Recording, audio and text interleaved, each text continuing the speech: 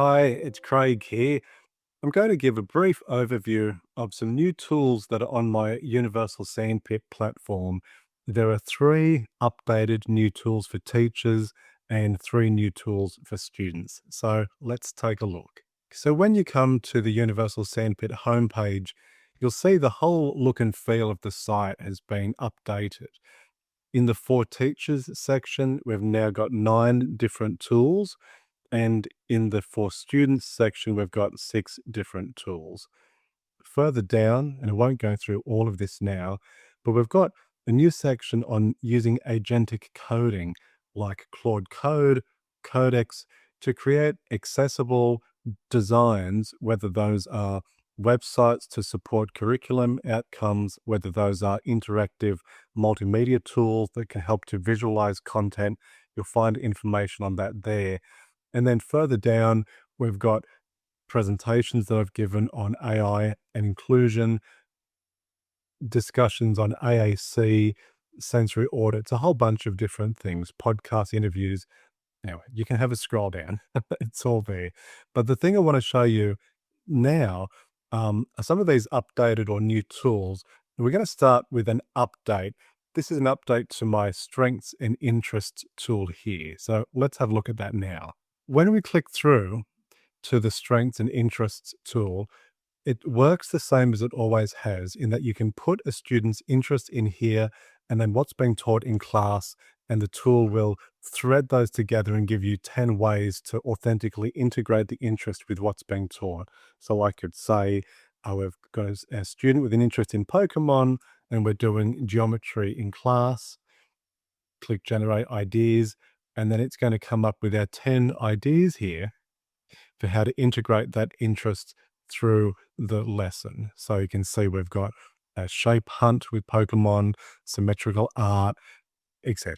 Tangrams, angles, measurement with Pokemon. Now the update that I've done here, actually let's do this, Pokemon symmetry in nature. So what you can do is tap on a lesson idea that sounds interesting. And what it's going to do is give you two things. It's going to give you a bigger overview of how to integrate the lesson. So you can see to practically run this lesson, the teacher can start by introducing the concept of symmetry using examples from Pokemon characters. Okay, so that's going to go through the tools that you'll need and an overview of exactly what all is going to entail there.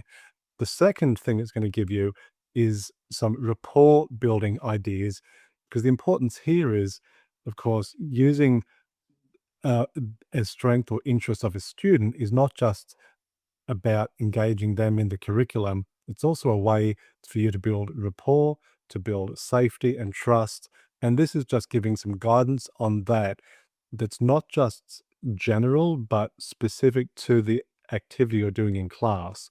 So you can see this says during the nature walk, the teacher can engage in one-on-one conversations with the student about their favorite Pokemon characters and etc. So and it in some of these you might think, well, that's obvious that I know how to, have a conversation about this particular topic, but there might be topics for which you've got very little idea about, that students are really into, and this will help you to navigate that and give you some ideas for not only rapport building, but also integrating that into the lesson. So that's our first update, our strengths and interests tool. The second update I'll share with you, and there are a couple, but I'm just handpicking a few here. In the UDL Lesson Planner, which is one of the more popular resources on the site, it works the way that it always has, in that it will generate a Universal Design for Learning guide tailored to the lesson, the year level that you're working with, and the particular needs and accessibility requirements of the students. But we've also got this new UDL thinking space here, which you can click, and then it's going to open up this UDL thinking space. I've already given a brief demonstration of how this works already, but in another video. But just for the sake here, you can pop in what you're teaching. So say geometry in a year one class, and the particular sort of topic is symmetry, just to follow on from our Pokemon lesson. And okay, and you can fill out any element of the UDL plane here that relates to what you're particularly going to focus on integrating into the lesson. So for welcoming interests and identities, we're going to um, use Pokemon as a way of discussing symmetry as part of a nature walk. We could then fill out anything else here, as pertains to universal design for learning, in the idea that it helps anyone, early career teachers, those just getting used to universal design for learning, or anyone wanting to more authentically embed this planning into their lessons. You can fill out these, you can save a draft onto your computer browser to follow up with later. Then when you click generate visual summary, it's going to include all of the elements that you've added notes to, and then you can copy that lesson snapshot, put it into a document so that can be part of your planning. It also visualizes in like a, classroom view, the different elements that you're going to be including in this lesson. So for us, I talked about welcoming interests and identities. We've got this welcome wall here. It's sort of saying this is how we're going to build rapport by utilizing the interest in the classroom. Now, obviously, this is not like a literal, you know, idea that that UDL should be segmented to particular parts of a classroom. It's just a way to visualize differently the way that you might use the full environment of a room as part of your planning, to help think some of those things through. The third tool is a new one, and it's called Reflective Lens. I'll show you how that works now. What this is it's a way to type in and think through a particular challenge that you've got perhaps in your classroom that you're feeling stuck with, and you want to think about it through a neurodiversity affirming lens. So let's have a think about, and I've got an example here. So it says, describe the situation where you feel stuck. I'll use a similar one. I have a student who regularly leaves the classroom whenever they want, and I find it very difficult to get them to return to class. I don't know where they go or why. That might be my challenge, that I'm stuck with as a teacher. So I'm now going to generate some reflective questions. Again, what this is, and you can imagine this is part of a coaching conversation, that if you're an experienced, you know, inclusive education teacher, you might be sitting with someone who's just getting used to this space to say, well, let's look at some of the considerations here and think it through. So from the student's perspective, it's saying, let's think about what reasons might the student have for needing to leave the classroom environment unexpectedly. How might sensory inputs or social dynamics impact the student's comfort? So you can see these are coming from a neurodiversity affirming standpoint, that we're now trying to see it from the student's perspective instead of just what we're observing as a teacher. So when I see something that interests me to think about further, I'm going to give it give it a tab. So I do want to think about the reasons. I do want to think about the sensory inputs and social dynamics. We've got environmental factors. So are there aspects of the classroom environment that might be challenging or overwhelming? Are there specific times or activities which the student is more likely to leave? Yeah, I'm going to think about that. And you can see I won't read through all of these, but there are different prompts across different domains to help you to think through the challenge in a new way. What does meaningful engagement look like for this student, and how can I support them in achieving it? When I click continue to reflections, or I've picked 4 questions, it then isolates those questions and allows me to type in my reflections for each of these. Again, you can imagine, as part of a coaching conversation, this could be an opportunity to then talk through some of these things and think about how this might impact our planning or our proactive strategies for changing the environment and adjusting things so that we can support this student. And once you've typed in all those reflections, you can copy them to a clipboard, put them in, your notes, whether you have an Obsidian or a Google Docs or OneNote or however you sort of keep your teacher reflections, this could then go in there, again, to further inform that planning. So those are our three teacher-focused tools. I'm now going to show you three new tools for students.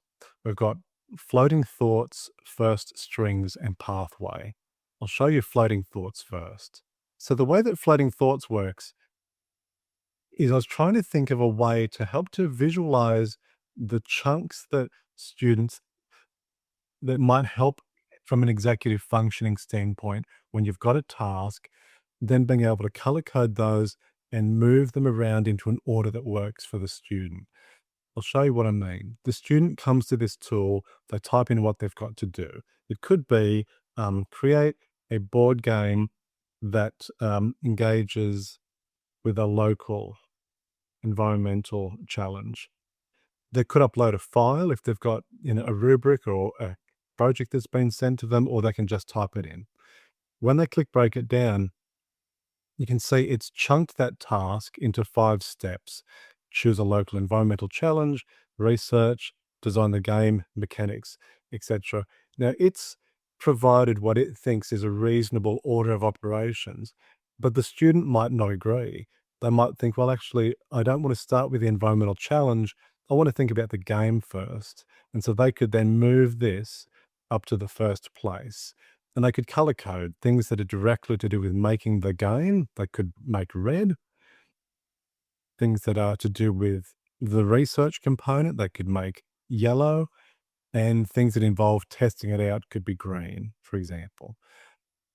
They could continue to shuffle these into whatever order works for them.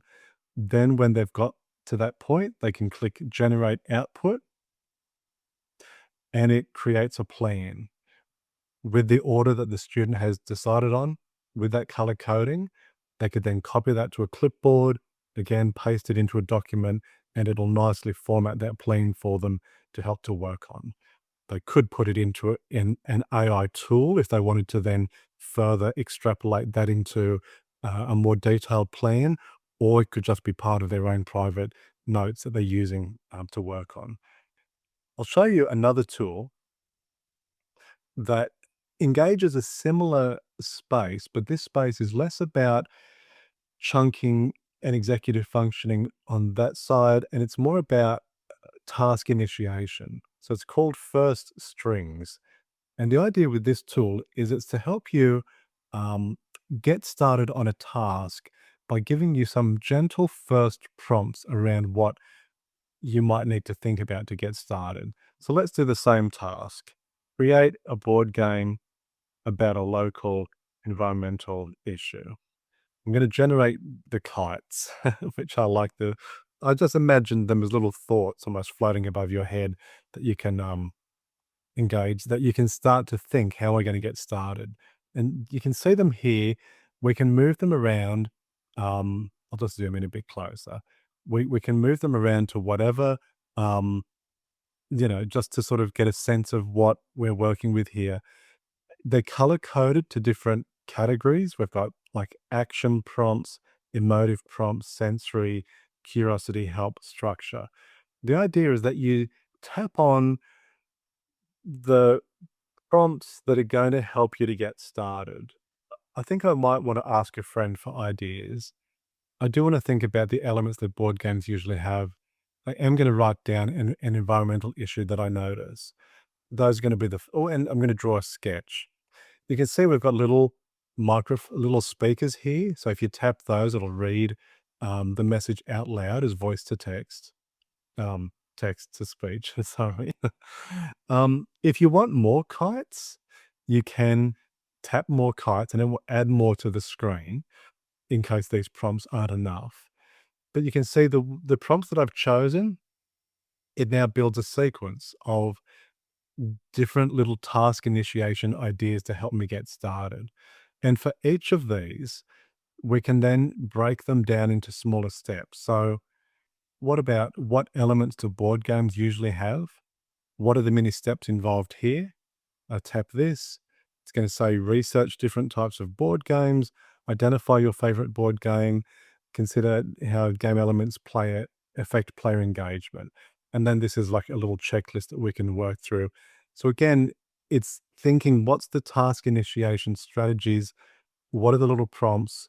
How can we break this down to on ramp the student into action with this task?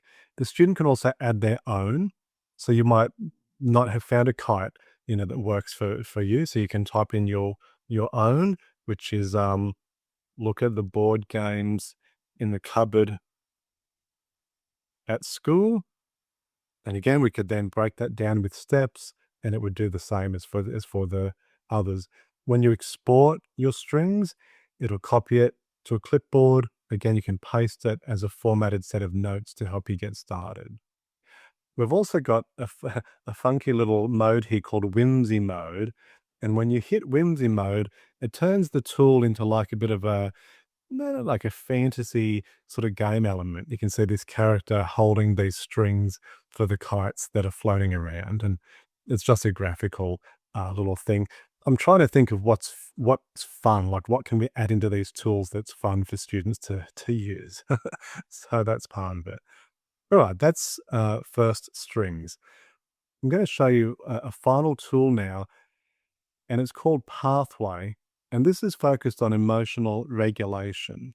So we've got Spoon Theory Planner for self-care.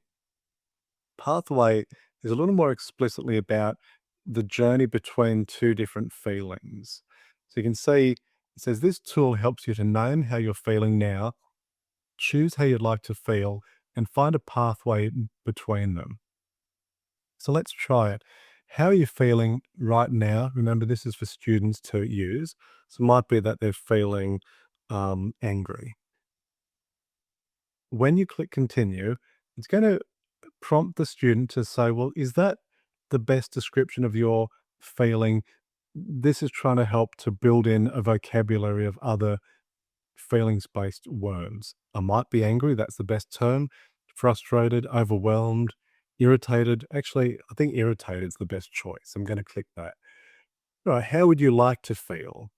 I'd like to feel I'd like to feel calm. But continue.